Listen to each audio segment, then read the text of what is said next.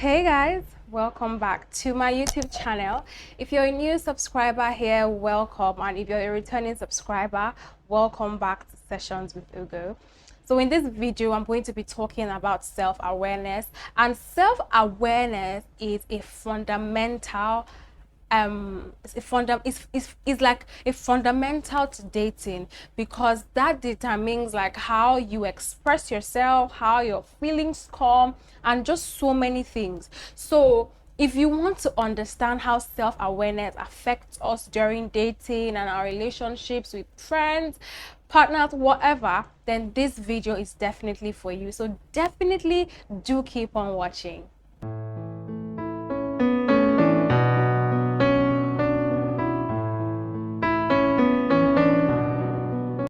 Okay guys, welcome back. So let's get straight into it and then we'll start by defining what self-awareness is. So I actually wrote down a definition that I found very precise and very deep, and I'm going to be sharing that with you guys now. So I read an article and I got this definition from it, so I'm going to quote them. So according to Shelley Duvall and Robert Wicklund, self-awareness is the ability to focus on yourself and how your actions, your thoughts, and your emotions do not or do align with your internal standards. So let me just give it to you in like bits and bits and bits. First of all, self-awareness is focusing on yourself. Is checking in with yourself. How am I feeling? What is making me feel the way I'm feeling? Like, what is exactly causing me to behave the way I'm behaving? So if you relate it to dating, so because that's the whole idea for this video, to relate self-awareness to dating. So it's something like you talking with somebody, or let me give an example. So you're talking with this person and you guys are having an amazing time, you guys are talking, and maybe when you met this guy or when you met this girl, you just thought that well, she's not my type, or I don't really see anything serious happening between me and this person.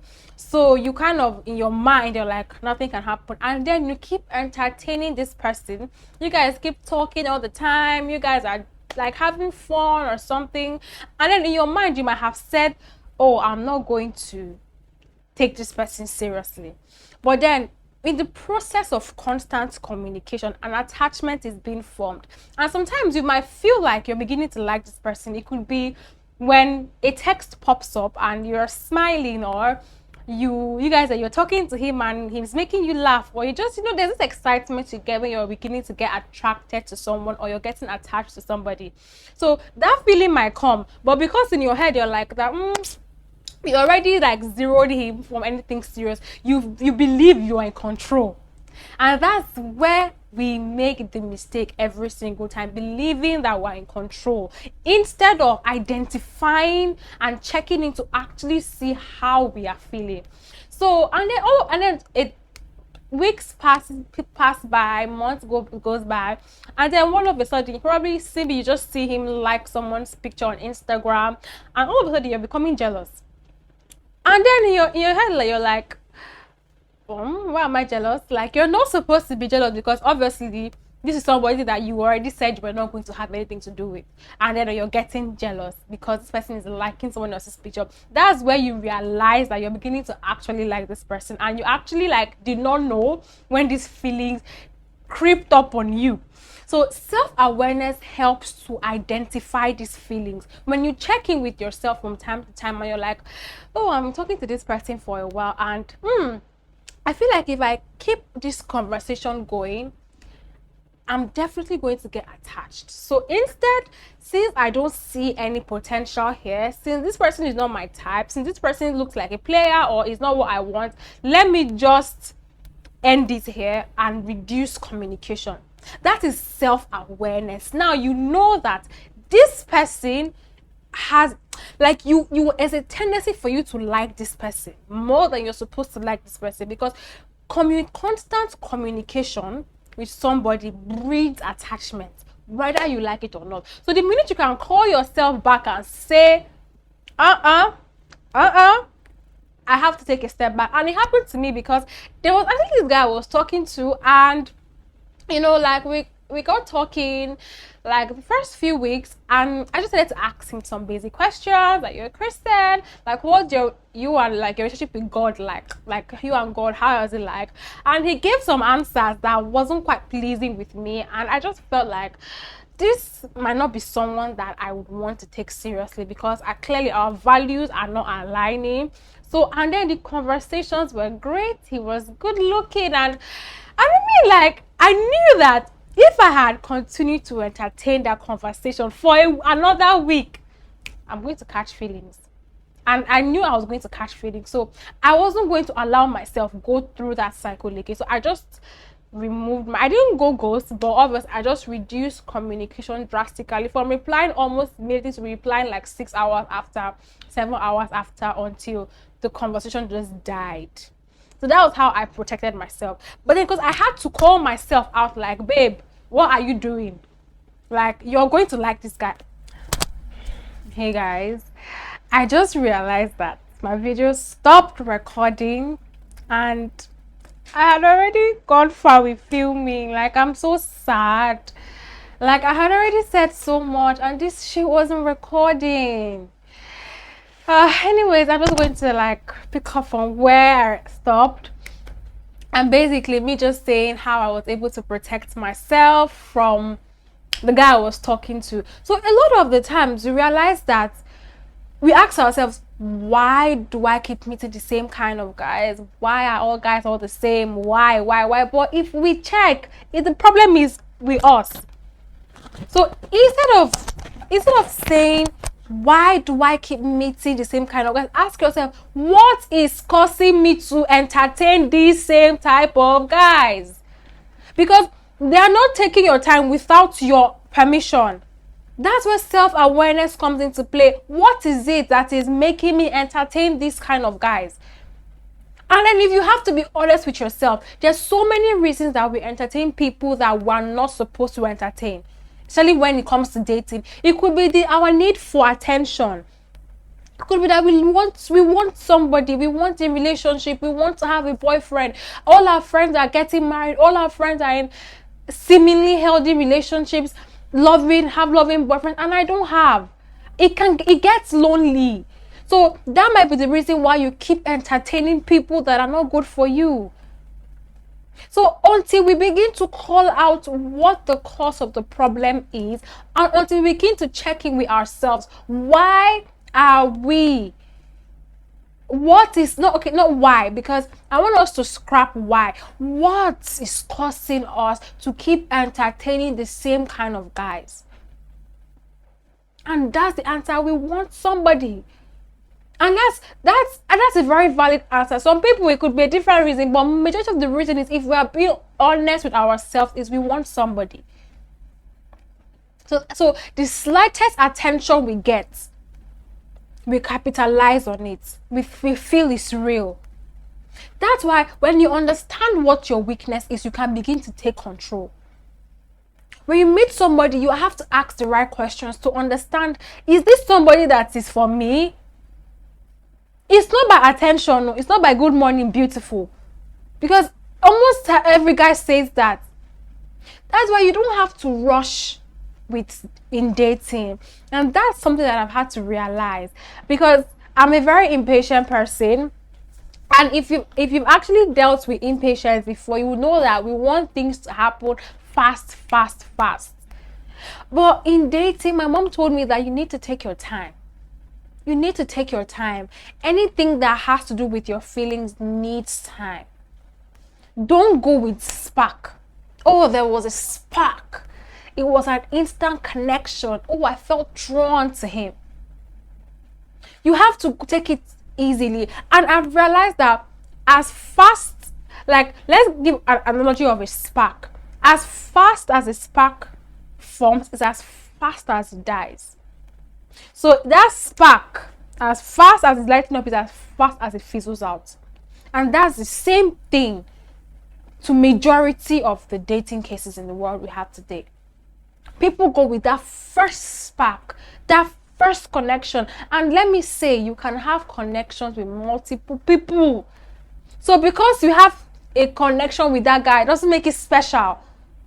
because there was a spark doesn't make it special. Time will tell. Time will tell. Give it time. Don't rush.